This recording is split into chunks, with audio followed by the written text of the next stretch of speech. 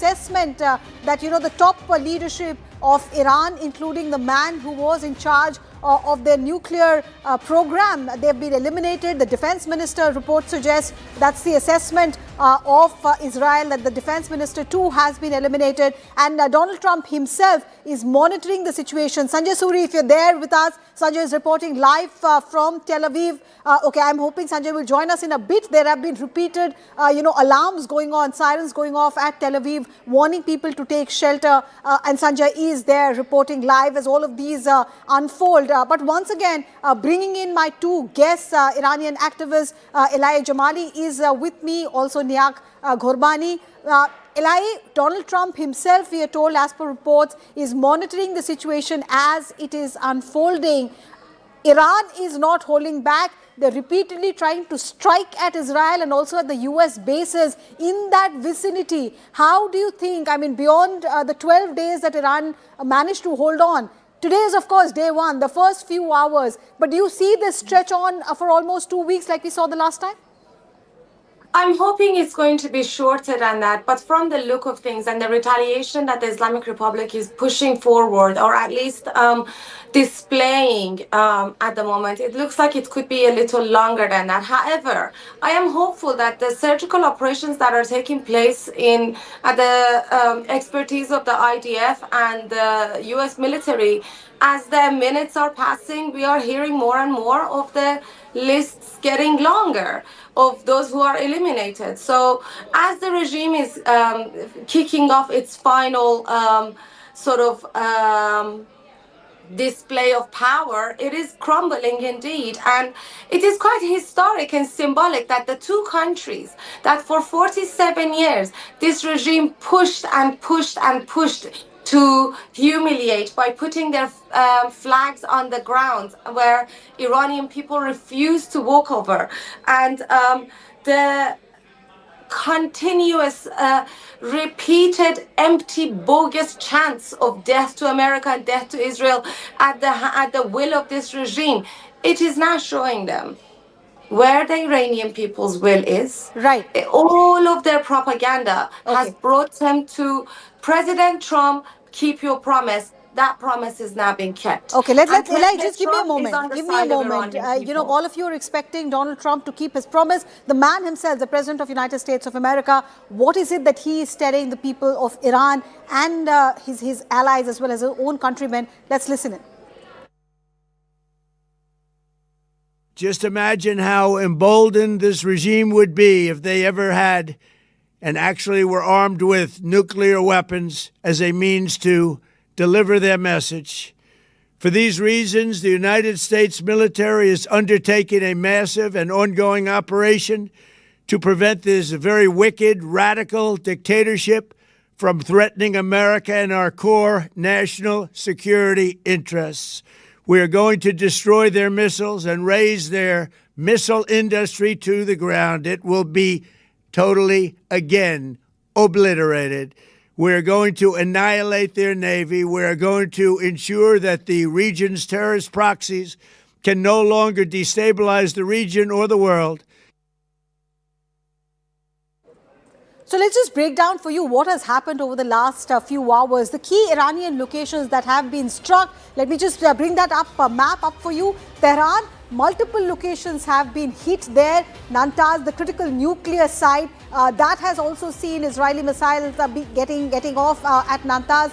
Isfahan, this is the host nuke research center. So Isfahan, Tehran and Natanz, three of the most critical places as far as Iran's nuclear program and its center of governance is concerned. They have been targeted. Also, explosions were heard at the military bases in Tabriz as well as the host facilities to store missiles in Kermanshah. So 5 of the top areas where Iran's nuclear program as well as its military bases are located, looks like Israel has gone ahead and targeted them. Tehran, Natanz, Isfahan as far as the critical nuclear site, as well as the nuclear research center is concerned, and on the other side Tabriz and Kermanshah as well. So this is what Israel's plan of action seems to be. Israel has tried to completely negate Iran's ability to strike back, and in these strikes Israel's own assessment is that 3 of their top commanders have been eliminated, including the defense minister, the man in charge of their nuclear program, and also one senior official from the Iran's Revolutionary Guard.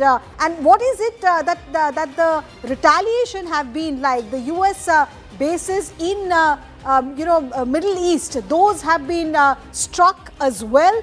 So those US military bases have been struck by Iran as in terms of retaliation. Of course, they've tried to attack Israel.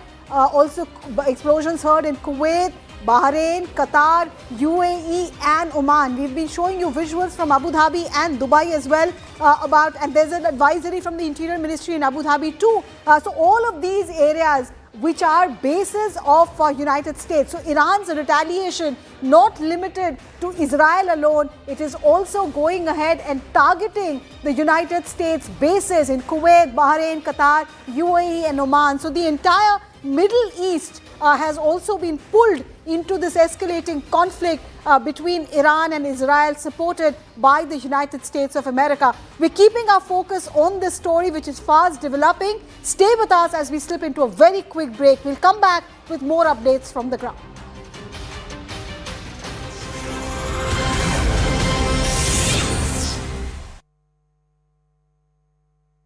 I do want to just get your sort of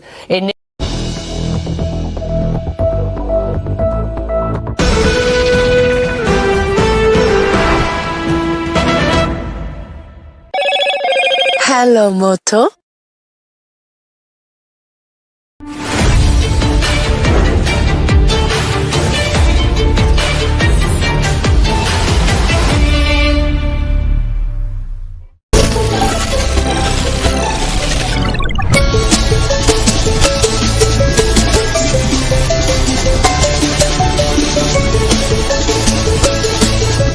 Introducing Motorola's signature.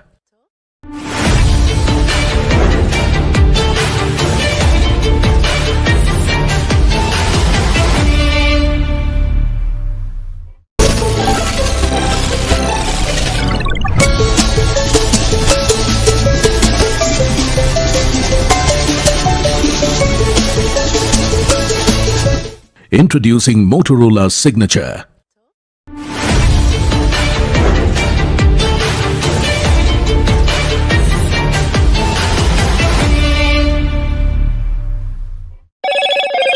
Hello, Moto.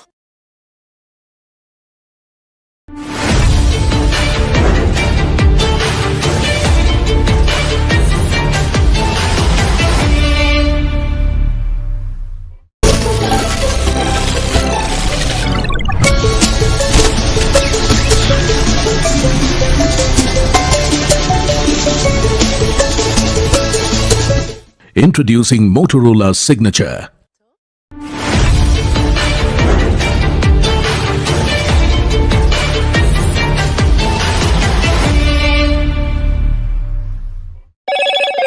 Hello, Moto.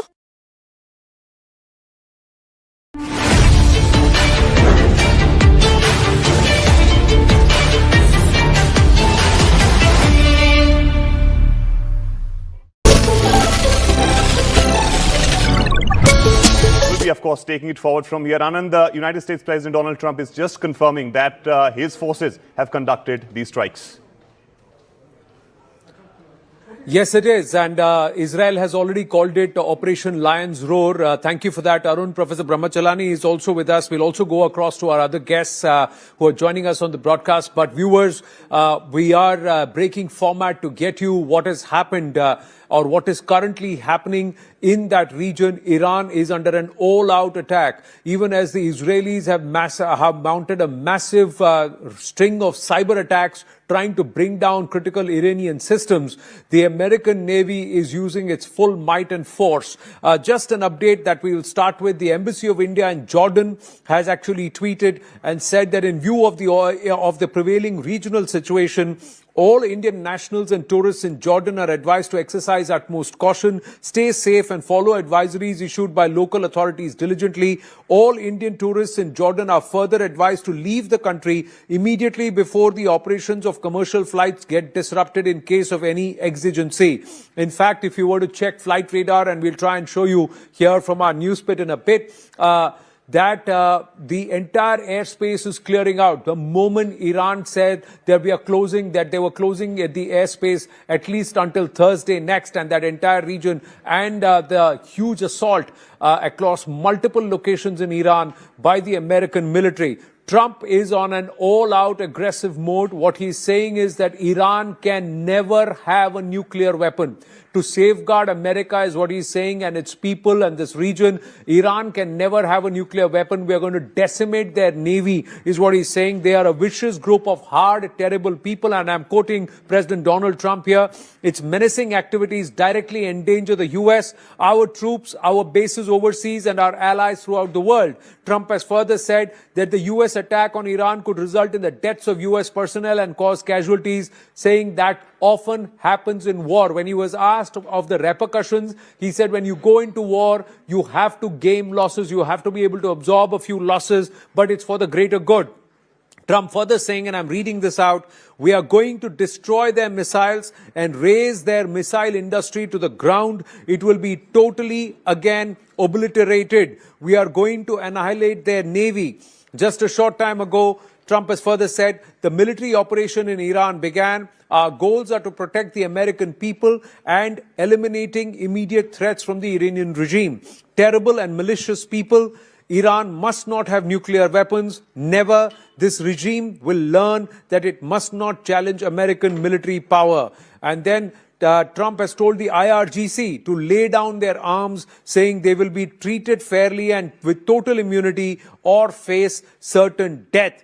Now there is also another update coming through that there are fighter jets dominating on the skies of Tehran. Mossad has appealed to Iranian citizens following the attack. We are with you. Together we will return Iran to its days of glory. Keep yourself safe. Trump has further said, when we are finished, take over your government. It will be yours to take. This will probably be your only chance for generations. So this is the message to the Iranians, the common people. So somewhere trying to draw the line by saying we are not against all of Iran. We are against the current regime led by the Ayatollah Khomeini, and also we are against the IRGC. Brahmachalani ji, how do you view this?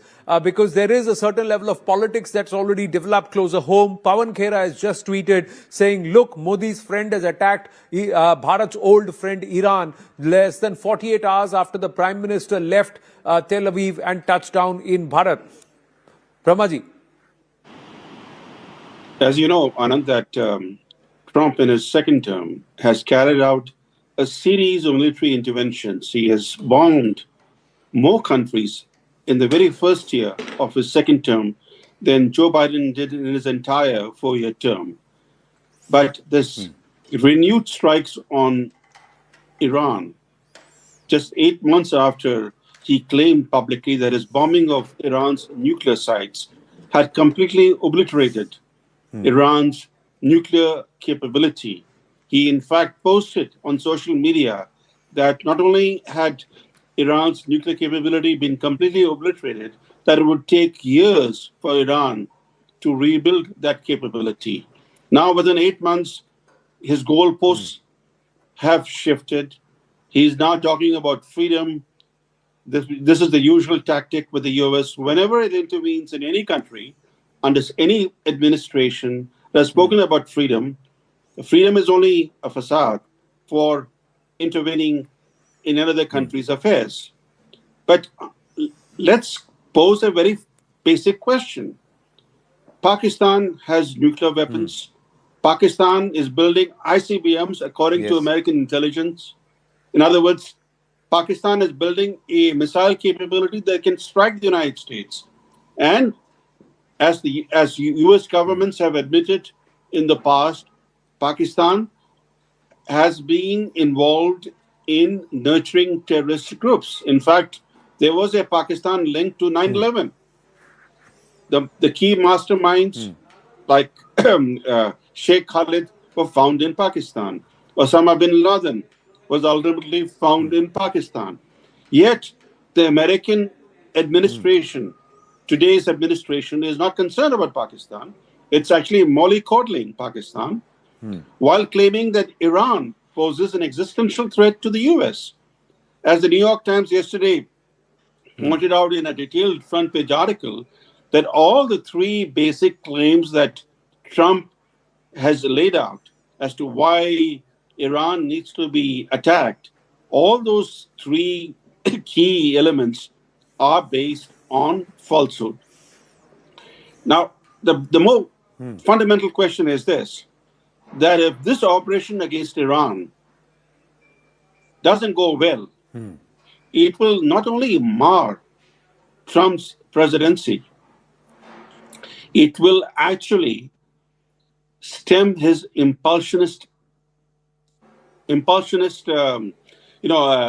interventionist impulse. He's been, as I said, on a spree of military actions.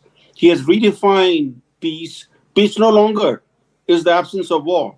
Peace, according to him, is what arises from employing overwhelming force against targets that you choose. So he has blurred the line between war and peace.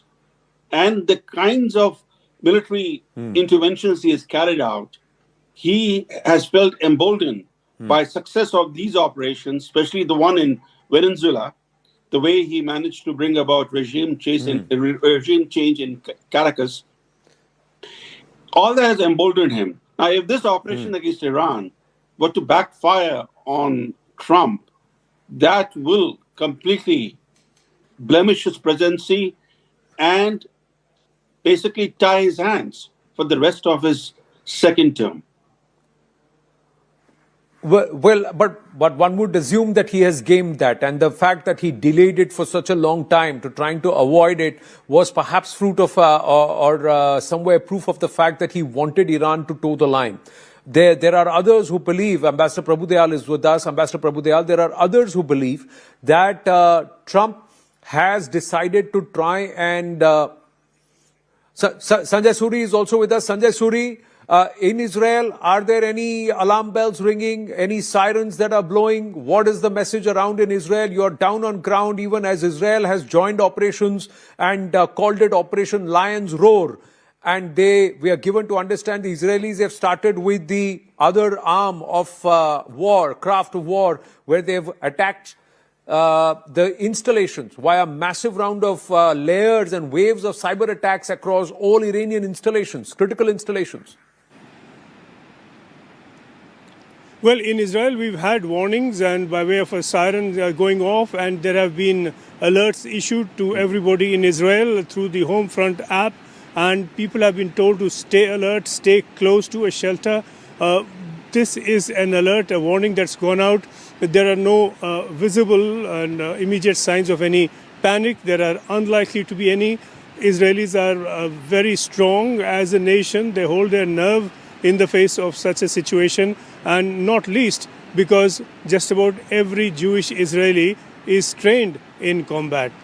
People are not just familiar with military routines, they have been a part of these routines. And so this is a combat situation that Israel has long lived with, long prepared for, and long trained in. So the surface calm that you see is not just a matter of pretense. There is a very genuine sense that people will hold their nerve and are determined for Israel to see it through, to serve Israeli ultimate interests as they see it. And those interests will have to be, for a start, not just the nuclear issue that Trump has been speaking more of, but within Israel, the immediate threat is the ballistic missiles from Iran. And if those have to be neutralized, then this operation certainly has to be taken through to the finish. And the prevailing view here appears to be that it's about time this was done, and now that it's begun, it has to be carried out through to the end.